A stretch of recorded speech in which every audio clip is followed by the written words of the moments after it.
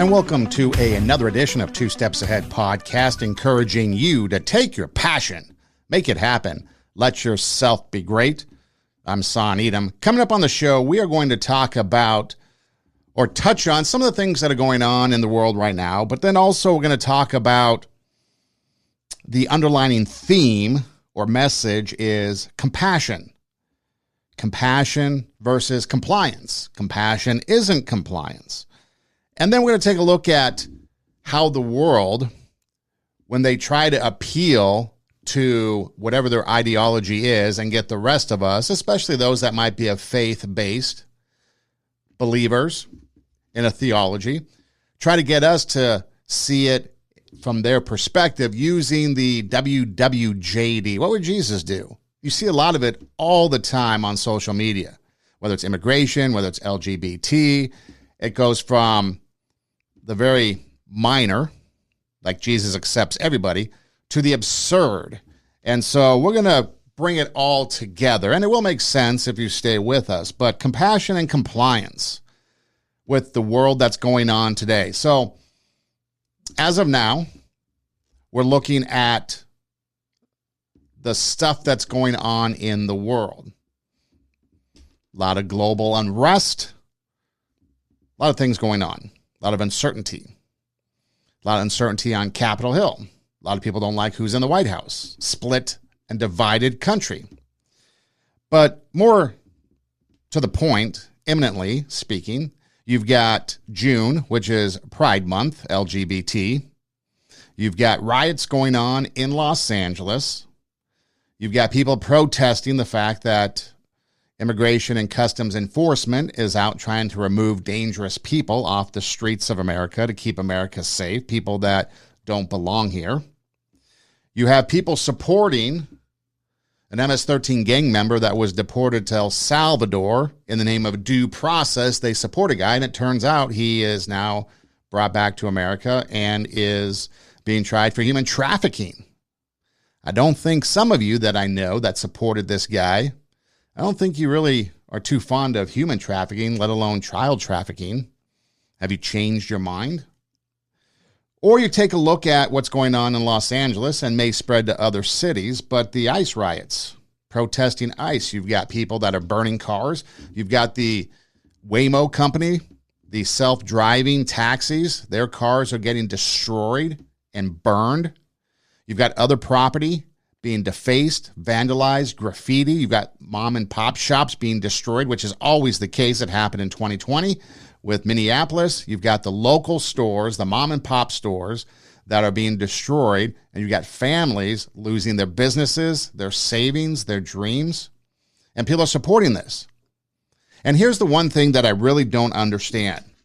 And if you happen to watch it and you happen to be one of these people and you realize I'm talking to you, maybe you can email me, twostepsaheadpodcast@gmail.com, and let me know what your thoughts are.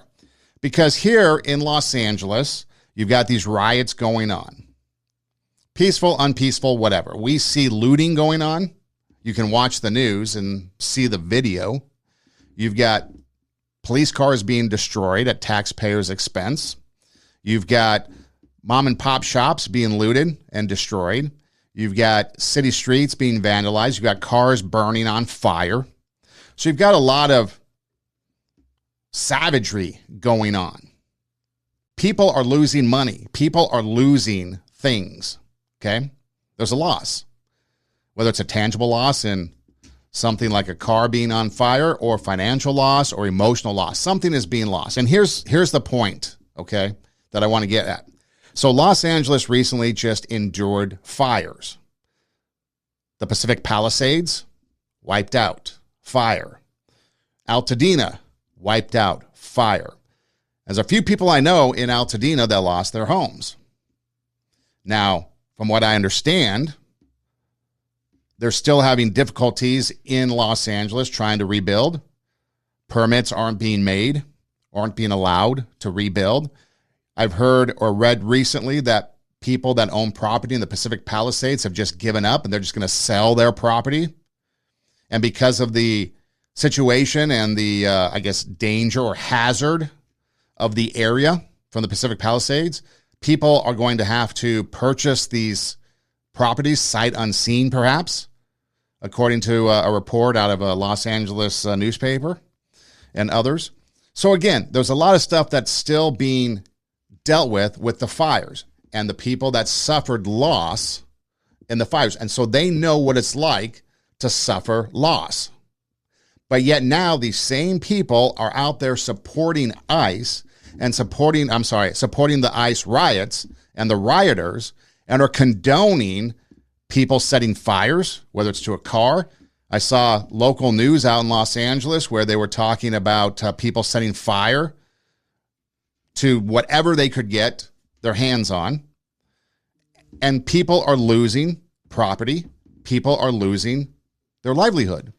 And yet you just lost your house in a fire not too long ago, lost everything, and now you're posting pro-ICE rioters and support of them and their actions. Why?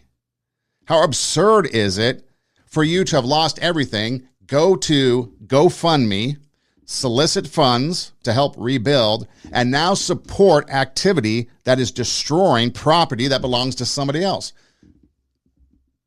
How absurd is that? And now we're talking about illegal immigration, and I'm just setting the table right now for what's going on from my perspective. Okay, what's going on, and then a perspective that I see. And then you've got people that are claiming to be like DACA, and they say that they can't or shouldn't be held accountable for their parents bringing them to this country illegally when they were 4, 5, 3 years old.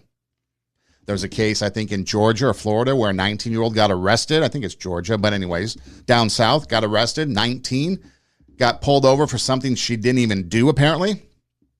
And now she was in, at last I heard, an ICE detention center, and everyone's outraged. So here's the thing. And then, of course, you've got these politicians that are screaming foul because the kids can't be held responsible for what their parents did. But yet they turn around, these same politicians, and they want slave reparations, us to pay slave reparations for something that perhaps your family, my family didn't even take part in, but things that happened generations ago. Absurdity. So when you take a look at this and all this craziness going on, there's a lot of illogical thought into it, a lot of hypocrisy. But then it comes down to people will spout out compassion. LGBT, compassion, love is love. We need to have compassion for everybody. We need to accept everybody. Everybody belongs. And then they take it a step further, which is what I want to delve into more today.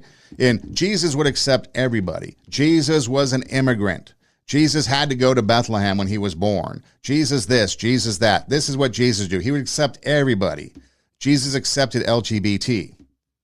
And the fact is, he didn't. But I'm not going to get into the theology of it because it comes down to simple compassion versus compliance, and compassion isn't compliant. Jesus was not compliant with these individuals. You take a look at the woman at the well. Take a look at the woman who they brought before him to be stoned for adultery. You take a look at the rich young ruler. At no point did Jesus condone their behavior. In fact, he gave them an opportunity to change, and if they did, he go and sin no more. So never once did he accept or comply with whatever it is that they were doing that was against him, against nowadays the Bible. But again, let's look into it more general terms of compassion isn't compliant. So people want us to have compassion, and we can have compassion on people. We can love our neighbor as ourselves, but we don't have to agree with what they're doing. We can love the stranger in town, but we don't have to agree with everything they do. We can respect people, but disagree with their choices. So if we're talking Pride Month in the month of June, and you disagree with the LGBT, and I think it's not even just the adult behavior, but it's probably now things like taking your 4-year-old to drag queen story time, implementing LGBT ideology in schools, having the pride flag, things like that. You can disagree with that and still have respect for people that live that lifestyle. But yet in society today, people can't see that. It's either it's being intolerant in the name of tolerance. You need to accept my view of LGBT, my view of immigration, my view of whatever it is. And if you don't, then you're a Nazi, white supremacist, name called. However, it should be, oh, you disagree with what I say and do and my choices. That's fine. I may disagree with you. And then it ends there. But it doesn't. It becomes personal, and then it becomes attacks, and then it becomes a divide. You can also, well, I guess we can't now, but I was going to say, you could have conversation about the differences between your beliefs and my beliefs. I had a conversation the other day about someone, and with someone, and they mentioned the fact that they were LGBT, and they were going to get married to another gal. And so she started the conversation with, I don't know what you think about LGBT. It doesn't matter what I think. I'm talking to you as a person. If you want to share your story, go ahead. I'm not going to sit there and say, no, I don't like LGBT, so therefore, no. Or one time I met somebody that's become a good friend here illegally during the Biden administration, asked me who I supported as far as the president, and I didn't want to respond because I knew right away what the response from them was going to be, because they thought automatically that if you did not support Kamala Harris and the Democrats, you were anti-immigration. That's not the case either. People are here and have come here through the years, through the proper channels. And I know a lot of people in Los Angeles that were at one time immigrants that came here, spent number of years, maybe up to 10 years, plus a lot of money to get their citizenship. And now you got these other people, as they say, cutting the line. So if you do it the right way, but here's the thing, people are blaming this group, that group, but it comes down to the fact that Congress has yet to implement laws to help the immigration process. So instead of having a conversation of, okay, we have an immigration process or problem in the processing of people, what should we do? Well, maybe instead of hiring 88,000 IRS agents, maybe we should hire immigration people. Maybe we should create laws that will cut loopholes and get the fast track of asylum seekers and the fast track of people that want to come here. But we can't. It's automatically you're the evil people. And it usually comes from liberals to more conservatives. And yet you take a look at all the things that are going on, and safety is thrown out the window. There was a gal on TikTok the other day I saw. She had her face. It looked like she had gotten beat up or maybe was in a part of the riots. I guess she was claiming she was in the riot. She had a big gash across her face, a black eye, a bandage across her forehead. Looks like she was run through the mill, maybe gone 12 rounds with Mike Tyson, saying how the cops beat her up at the ICE riots and all this stuff. And then at the end, she revealed that she was using a filter to make it look like she had gotten beat up, and it was just a filter. When she moved her hand across the screen, it showed her real face, and it was perfectly fine. So again, the things that we are seeing on social media that are trying to influence the narrative are deceptive, not even true. And people buy into it. The lies that people put just to try to reach a narrative. Videos from the 2020 riots, not even in LA, from Minneapolis. You can literally see Minneapolis landmarks being posted as if it's going on today. And then you've got people saying they're peaceful protests when things are on fire. Absurdity. But just because we don't agree with your ideology, we can still have compassion, but that doesn't mean we're going to comply with what you have to say. If you want to have conversation, we can. But if you don't, and you don't want to come to the table to discuss it, then don't expect any type of agreement. And there's a lot of values clashing in America today. So how do you model this? How do you model compassion without compliance? It's one of the hardest things to do. So if you can model compassion without compliance, you can maintain integrity, try to promote peace, although typically the other side does not want peace. And you don't want to surrender your values by agreeing to their harmful or disrespectful or whatever beliefs they have. Now, for some people, their beliefs could be valid. But in society today, a lot of what's going on is just a hate for the president, period. End of discussion. If it was George W. Bush, apparently George W. Bush Obviously, we were at war, and there were some people that disagreed with the waterboarding and things like that. But for the most part, everybody accepted it because we were at war. Obama ejected a lot of people out of this country, but because he was Obama, deportations were okay. Obama had a lot of people in cages, as they call them, if it was even that, but let's just go with their terminology, their vernacular. That was okay. But if somebody else does it, it's not okay. So how can we have this vast difference, which is a divide in ideology, a hatred towards a specific group of people, because you have one side and the politicians, whether it be Maxine Waters, whether it be Cory Booker, whether it be whomever, Chuck Schumer, calling for violence against people. Remember when they did that whole Trump thing, take him out behind the woodshed, beat him up in the gym, throw a punch, push back? They were calling for violence against the Supreme Court. They were supporting the assassination attempts. They were crying over the failed assassination attempts. So we've got this complete divide and hatred in America. So how are we supposed to have compassion on them? Well, that takes effort. But we still can have compassion without agreeing and without having compliance. So how do you model that? Well, the first is to listen. Listen to understand. Okay, tell me what you think. LGBT ideology, what do you think? Let's take it something a little bit simpler. How about Ramadan? Okay, I'm not Muslim. I do not believe in the Muslim faith. I will not practice the Muslim faith. I'm not going to criticize you if you believe the Muslim faith. That's your choice. If you want to, I say starve yourself during Ramadan, but I know it's a sacrificial fasting. Great. I'll support that. As a teacher, when students have the pass to go pray or they need to go pray, leave the classroom. Doesn't bother me that you practice your religion.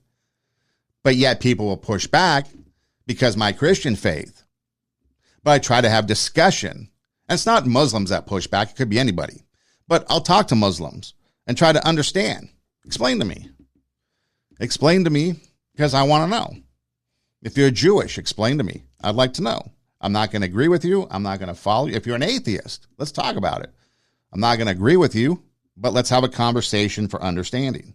So I'll give you my full attention and I'll completely validate what you're going through and I'll ask questions about it because I want to know, but I'm not going to comply.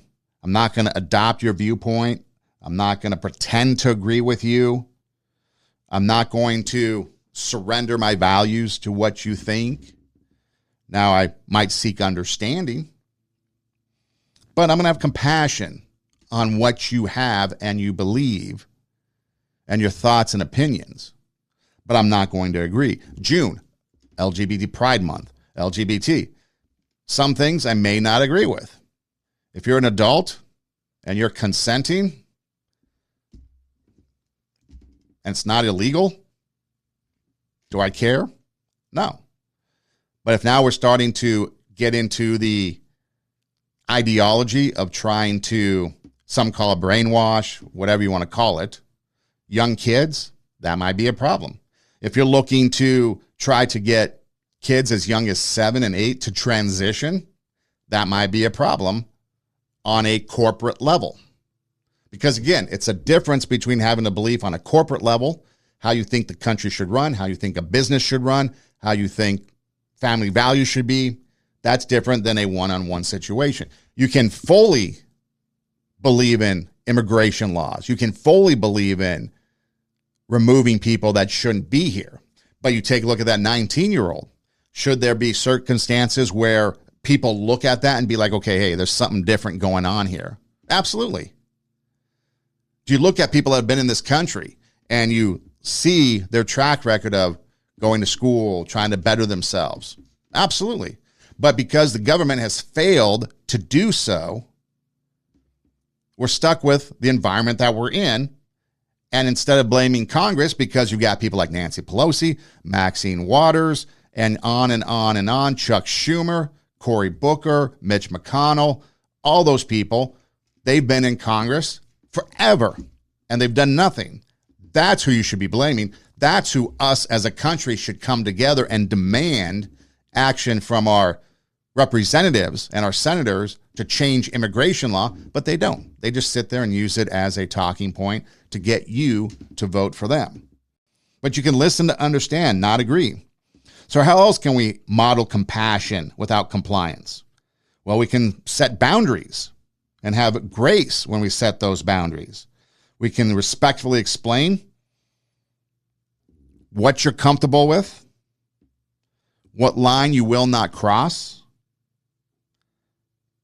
I had a conversation years ago when I had a partner doing this show with me, and we were talking about the topic of abortion. And we were talking about whether or not we agreed with it or not. And then it was to the point of, okay, if you disagree with it, would you take somebody to the abortion clinic? I was like, no, I would not take them there. Not going to support that. I'll have compassion on your decision. I may disagree with it and I may not take you there. But what I would do is, if that was your choice, as you came out of that clinic, I would be there to embrace you. I would be there to support you. I would be there to walk that post journey with you. Because I can disagree, but I can still have compassion for something that you do. There's a lot of things. Newsboys. I don't know if you're familiar with the Newsboys, a Christian music group. They just lost their lead singer, Michael Tate. He walked away from the band, and now apparently there's been allegations of sexual impropriety with other boys or men, and perhaps possibly some alleged drug abuse and some things that have been going on for a long time. Now, a lot of people come out and quickly judge him. And for a moment, rightfully should, because he was the leader of a prominent Christian band speaking Christian values, and now it's been determined. But it's not the first time the Newsboys suffered that. John James, one of their original members and original singer, left the band. The band said he was going to go form a ministry, be a youth pastor, and it turned out he was on drugs and alcohol. So yes, there is a point where you don't judge, but you need to call it out. Now, in this particular case with Michael Tate, for example, there could be some criminal things that go on, some stuff that he might have to face, some consequences, but you can still embrace him. I had a guy that I knew, I worked with, call him a friend, who ended up in some legal trouble. And everybody that we knew split, left. I'm thinking to myself, and I remain friends with him. And someone asked me one time, why do you still talk with him? Why do you still support him? Because as a friend, I'm going to be there in the good times. But more importantly, I'm going to be there in the not so good times. I say it all the time. If there's something that you have, a problem, whatever, and there's no place for you to go, you have no idea. Nobody out there to help me. Email me. Reach out to me. 2stepsaheadpodcast@gmail.com. Social media. DM me. Whatever. I'm easy to find. Just type in 2 Steps Ahead Podcast in the internet search. I pop up. I will be there to help you. And it's one thing that I learned from a friend of mine. He's a doctor. And as we were growing up, we grew up both in conservative. I think he might have even been in a more conservative family. But he learned as a doctor that you do have to set aside your personal beliefs to treat patients that might have a different type of belief or a different type of lifestyle. And as he told these stories of people he had to treat, we would have this conversation, and we came to an understanding that we can have compassion without compliance. So we can listen to understand, but we don't have to agree. We can set those boundaries, but we don't have to accept the abuse, the manipulation, and the pressure to conform, which is what people want us to do. They want to pressure us into conform. But a simple statement, I care about you, but I can't support or participate in whatever it is that you are doing. Here's what I'm willing to do. I'm not willing to take you to an abortion clinic, but I will be there when you come out if that's what you decide to do, and embrace you and walk that journey with you. You're an illegal immigrant. You need support, maybe a letter to an attorney, maybe whatever. and we've worked together, and I see that, yes, this is somebody that we want in the country, I will help you. If you're an MS-13 gang member, probably need to go, and I won't support that.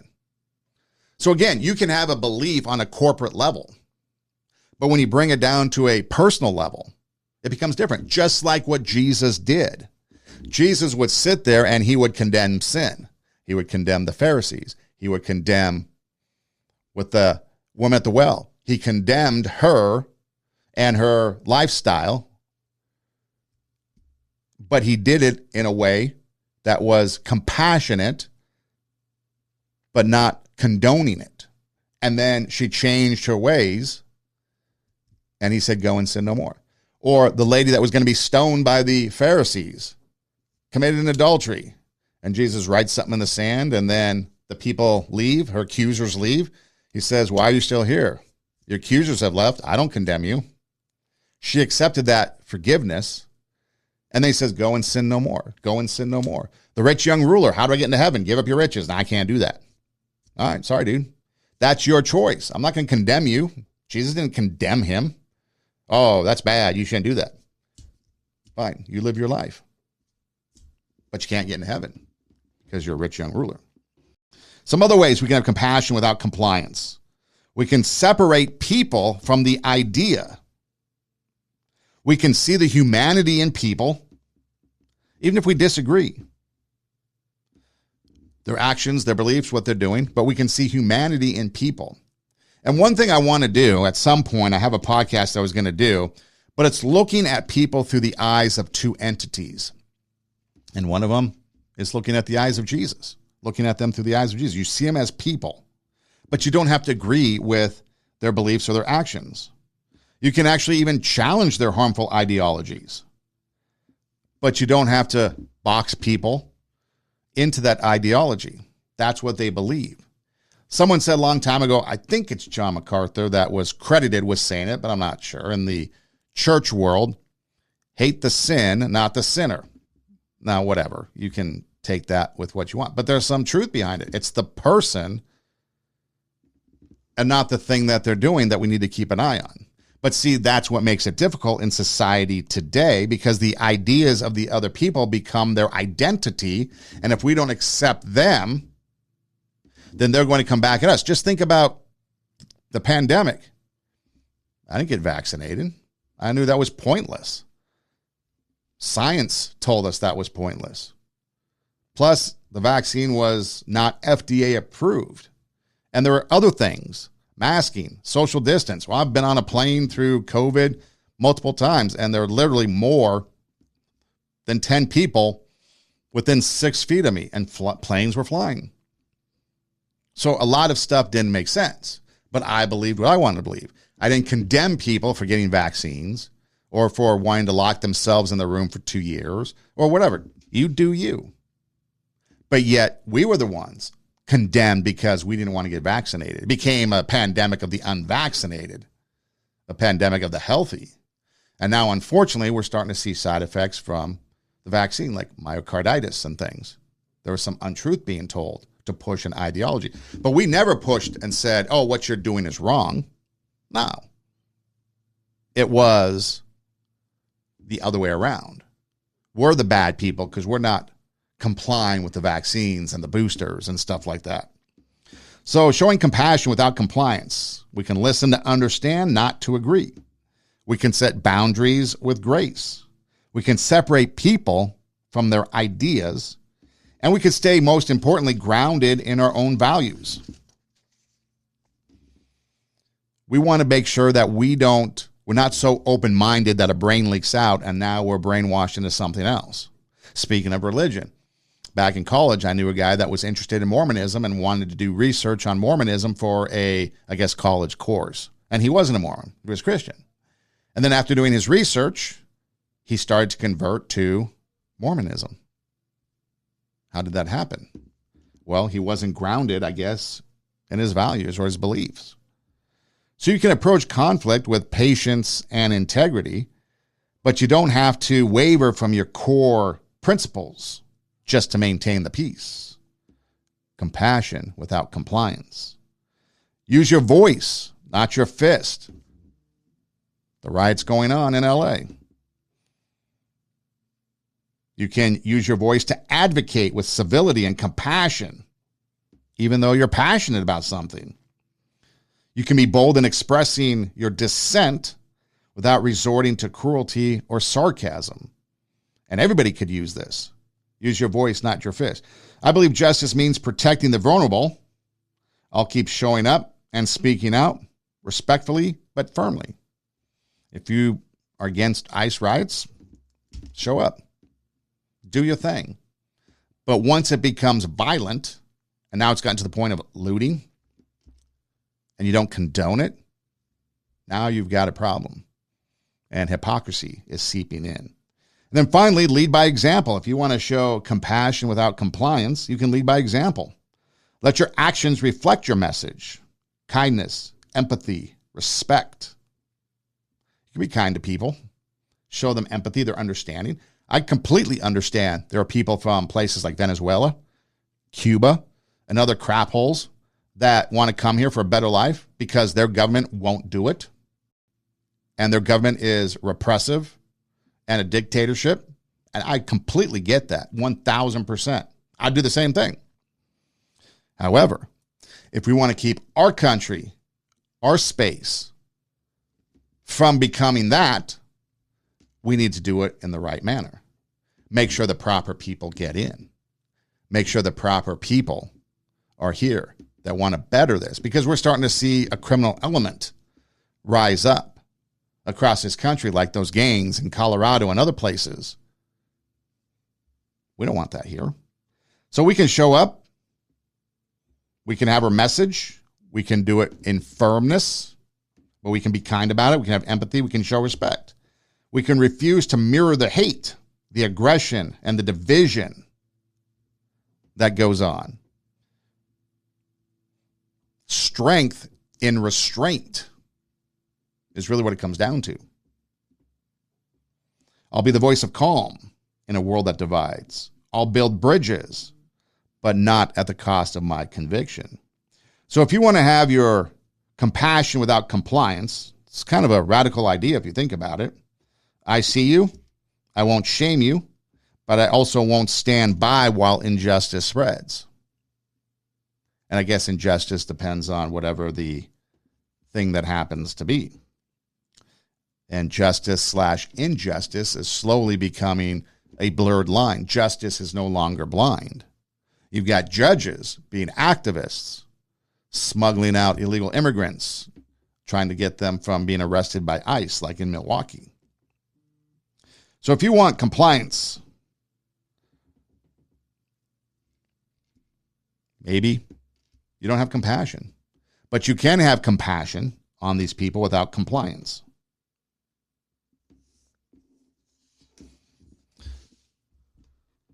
Compassion without compliance. You can stay kind without compromising your values in a divided world. You can listen to understand, but not agree. You can set boundaries with grace. You can say no kindly and clearly. Compassion respects others, but it also protects your peace.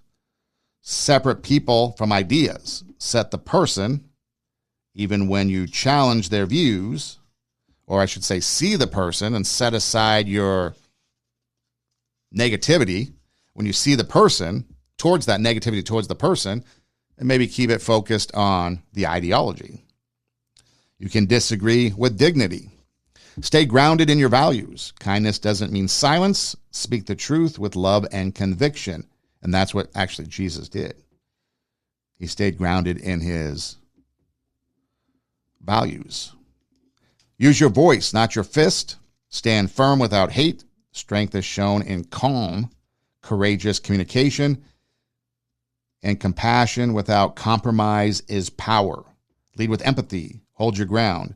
Change begins when we care deeply and stand firmly. Stay calm and respectful.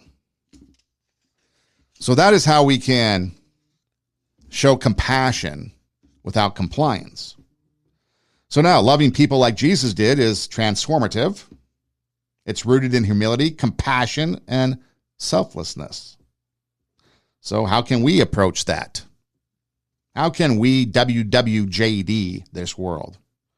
Well, we can practice radical compassion, like we just went over, without compliance. Jesus consistently showed mercy to the hurting, the outcast, and the misunderstood. And he did.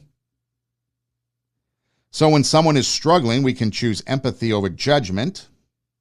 We can ask ourselves what might be going on in their lives. Why are they struggling with this? It could be anything. It could be home life. It could be financial. I just had a conversation with a couple students the other night and how hard it was. One of them was unemployed. Another one was about to become homeless because their house or the rental property, whatever, was being sold.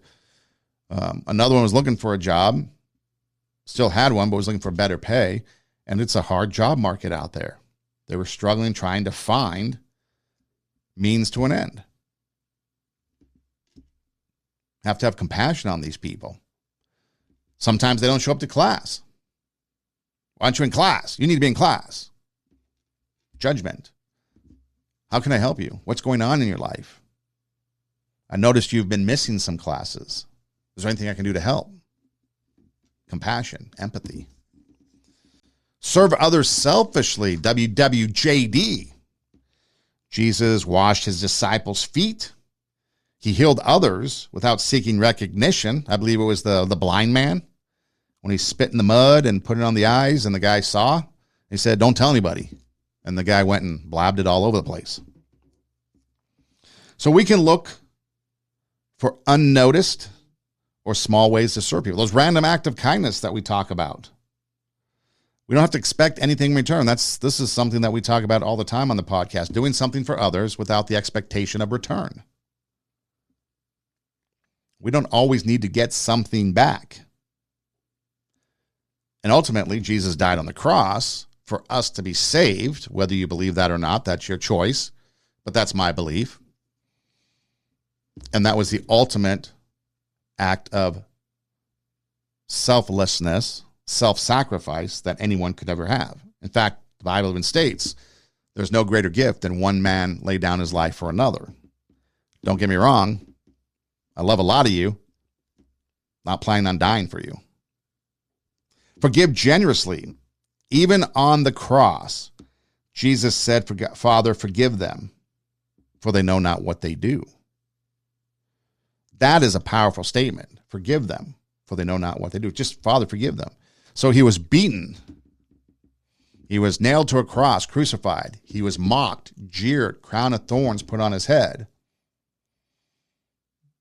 And it was, Father, forgive them. Now, again, whether you believe or not, that's up to you. But if you want to take this as an example, let's just call it fiction. Let's just call it fiction. We'll go with what you think. That's fiction. Jesus never existed. It's just a story. But it's a pretty powerful message in a story. Maybe you should try it.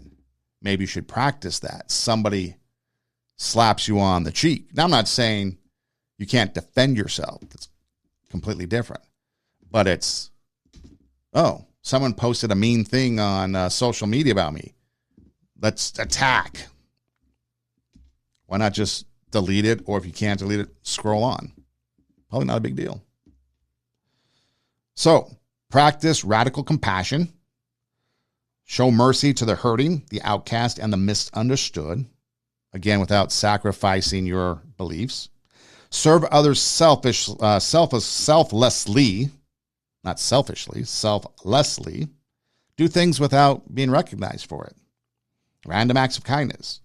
Forgive generously. Father, forgive them, for they know not what they do. Has anybody tried to kill you? Maybe they have. Has anybody tried to beat you? For no reason. I'm talking about like no reason at all. Probably not. Think of the worst thing someone has done to you. I mean, let's bring that into relationships. Probably getting cheated on might be the biggest thing that really cuts to the core. And you want to get back at them. And we see it all the time. We see people kill their loved ones in a lover's quarrel. They become enraged. They kill their significant other, right? What about forgiving them? Walking away. What about being present and attentive? Jesus didn't rush people. He was there. He would listen. He'd see them. Zacchaeus, the wee little man, climbed up the sycamore tree. Hey, Zacchaeus, come down here. He could have walked by him, left him up in the tree. Hey, come down here. In fact, you know what? Come down here and we're going to go eat. We're going to go hang out, break bread. The phones, we can put the phones away. And again, a lot of this we can incorporate into compassion without compliance. Okay, we have a disagreement. I'm going to be present and attentive as you tell me your side of the story or what you believe. I'm not going to be on my phone. I'm going to listen. I'm going to be respectful, but I'm not going to comply. But I'm going to be present and attentive as you tell me. Jesus also spoke truth in love. He never compromised the truth.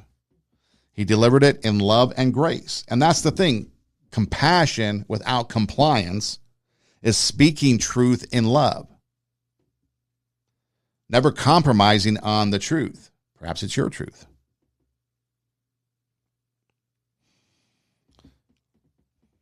And so again, if you're listening to somebody attentively and they tell you their side of it, then perhaps, first of all, maybe check your motives in your response and might ask yourself, am I about to respond in a way that is trying to prove I'm right? Or is this about helping them? The abortion. Someone comes to you and says, hey, should I get one? Is your immediate response going to be whatever your belief is? Yes, you should. No, you shouldn't. Or should it be, let's talk about your concerns. Let's talk about why you're feeling this way. Unwanted pregnancy. It's going to be your 16th kid. It's the result of a crime, sexual abuse. Start thinking about it. There's a frat party. Because a lot of times what happens in the immediate, a couple years down the road, becomes insignificant. You get the news now. Complete panic sets in. The unknown. But then people that have decided to keep their kids, babies born, a couple years down the road, it's like, why did I ever think that way? So again, maybe we speak truth in love, but not to be right, but just to share our beliefs.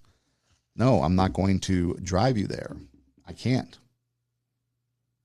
But if that's your choice, when you come out, I'll be right there waiting.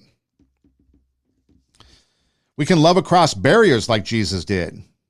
He crossed cultural, racial, gender, moral boundaries. Whether it was the Samaritan woman, whether it was Zacchaeus, like I mentioned before, whoever it was, he sat with sinners. He did not sit with the Pharisees. He actually called them out, religious leaders. So we can seek to love those people outside our circle, people that have different beliefs, backgrounds, and lifestyles. It's okay. In fact, there's a lot of people, ethnically, culturally, whatever, music, interests, sports fans. I mean, there's all kinds of diversity of people that I enjoy. I have me. I don't need more of me. I need more of other people. So it's okay. It's okay to, even if there's disagreement. But again, that disagreement, that compassion without compliance becomes harder and harder because the other side, it's harder to have compassion with because they don't want to have that relationship back. They just want to push back. They want to call you out. Look at the WNBA. Caitlin Clark brought a whole new group of fans. So much so that you had to move games to bigger arenas. Before she got hurt in the 2025 season, tickets for a game were $86. She got hurt. not going to play, $20. Nobody shows up. Indiana Fever, don't make the playoffs. Nobody watches. Doesn't make the Olympic team. Nobody goes. They were giving away tickets to try to just get people to show up in Paris in 2024.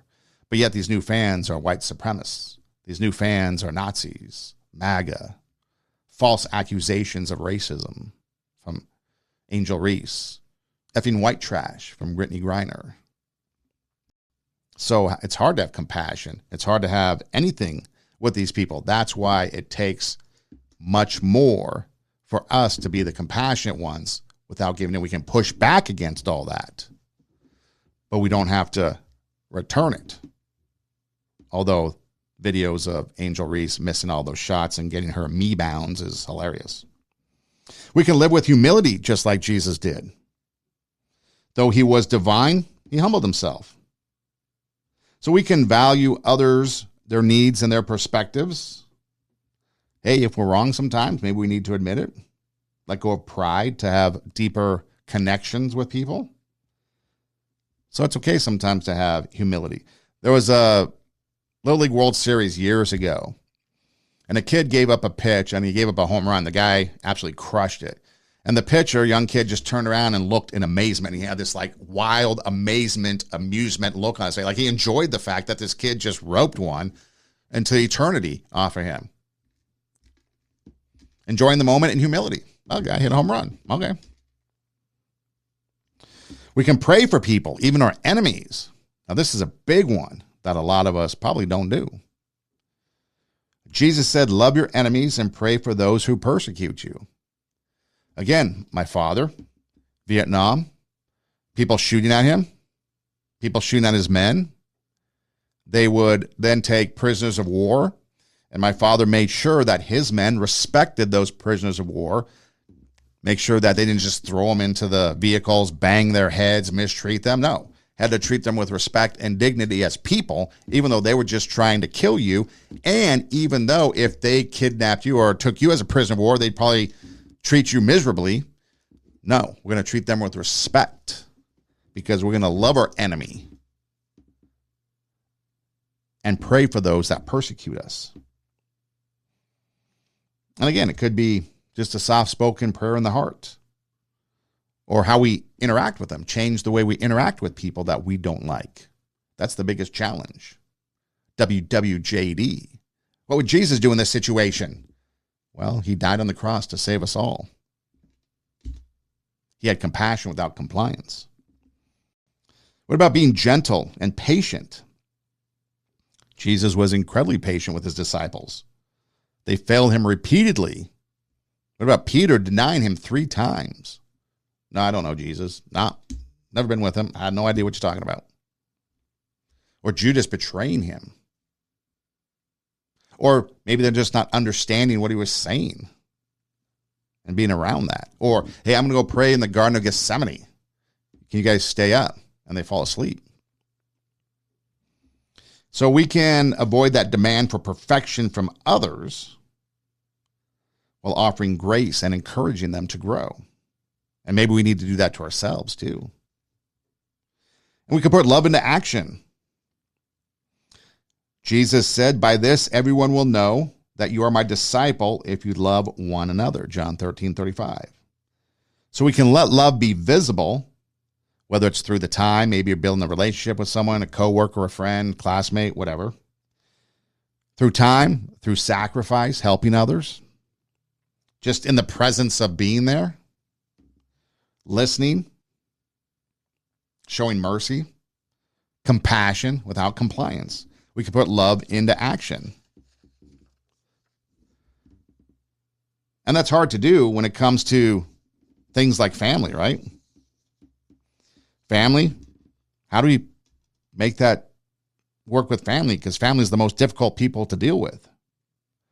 Well, we can practice patient listening. Someone's venting about your day. You've had a bad day too, right? Put down your phone. You listen with undivided attention. Try not to cut them off. Because having Jesus-like love shows others that they matter.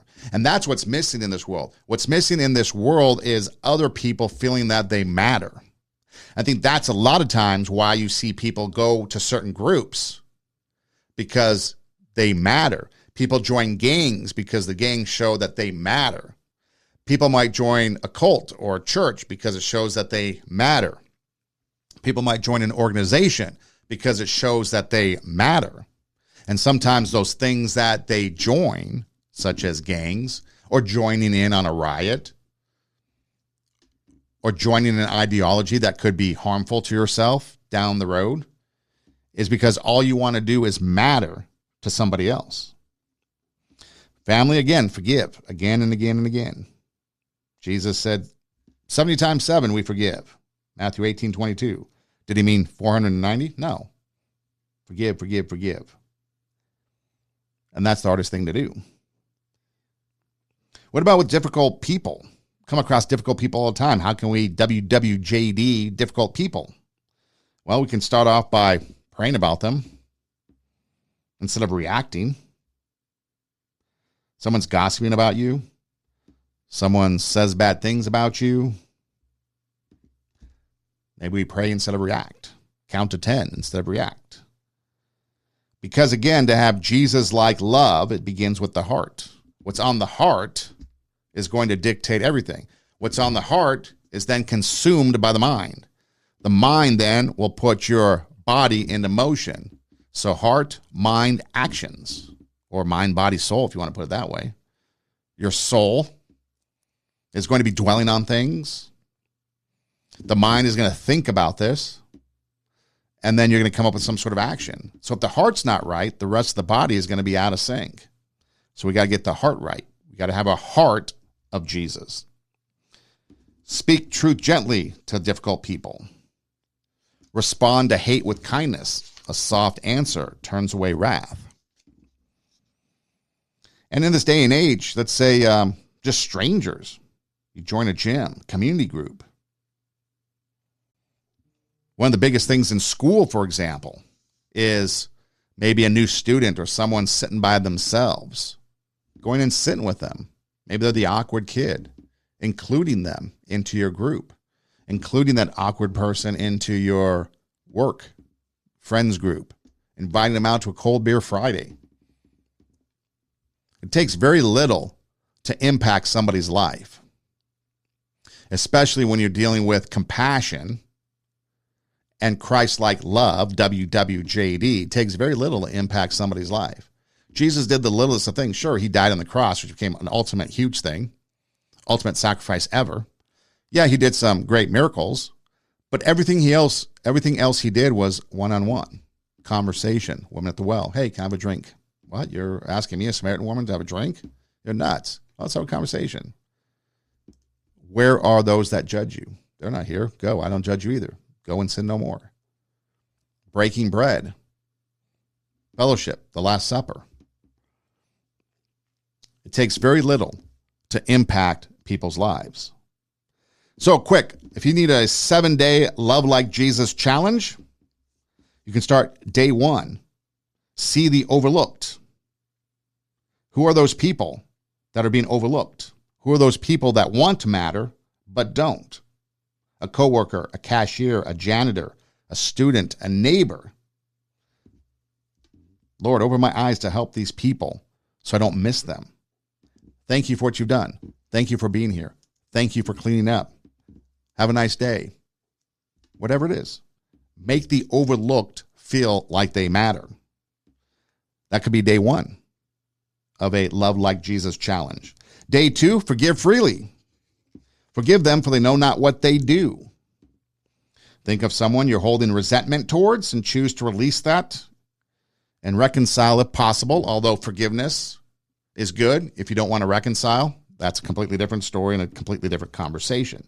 But day 1, seek the overlooked. Make those that want to matter feel like they matter. Forgive those that have done things against you. Day 3, you could serve quietly. The greatest among you will be your servant. Leaders, great leaders, actually are great servants. Now, servants aren't people that just serve and are to be walked over and mistreated and abused. It takes a lot to serve others, and there's a lot of different capacities in which you can serve. So day 1, seek the overlooked. Day 2, forgive freely. Day 3, serve quietly. Do something kind in secret, maybe clean something up, pay for someone anonymously, leave an encouraging note. Day 4, speak love in truth. Having a loving, honest conversation with someone who needs encouragement, maybe correction. Maybe things are going rough at work and you give them some advice on how you can make it better. Day 5, love someone difficult. The hardest thing to do is to love somebody that's difficult, but you're going to love your enemies. Do something kind for someone who frustrates you. Offer help. Or just greet them with a warm greeting. Hey, how's it going? Have a nice day. Whatever it takes. Day 6, be fully present. Give someone your undivided attention. No phones, no distractions. For at least 10 minutes, maybe. Just listen and encourage. And then day 7, invite or include someone. Invite someone into your space, maybe a meal, maybe at church, maybe a walk, a group setting, maybe someone who feels left out. And that's how you can have a 7-day Love Like Jesus challenge. See the overlooked, forgive freely, serve quietly, speak truth in love, love someone difficult, be fully present, invite or include someone. You do 1 a day, and in 7 days, you will have demonstrated love like Jesus. Very simple. The simplest of things. Compassion without compliance. The conversation of the day. This is Two Steps Ahead Podcast, encouraging you to take your passion, make it happen, let yourself be great. Check out our website, radiowarp.com. That's radio, W-A-R-P. Click on the Two Steps Ahead Podcast logo. All our past shows pop up. You can also listen anywhere you listen to podcasts, Spotify, Pandora, Apple Podcasts, iHeartMedia. It's everywhere. You can do an internet search, TWO, Two Steps Ahead Podcast. We pop up. Hey Siri, hey Alexa, hey Google, play Two Steps Ahead Podcast, and the show comes on. You can also check us out on social media at TWO, Two Steps Ahead Podcast, TikTok, Instagram, Facebook. You can also reach out through those channels and DM me, instant message me, or you can just email the show at twostepsaheadpodcast@gmail.com. And again, if you're struggling with something and you have no place to turn and you feel alone, you feel overlooked, whatever the case may be, it does not matter. You just want to reach out and say hi.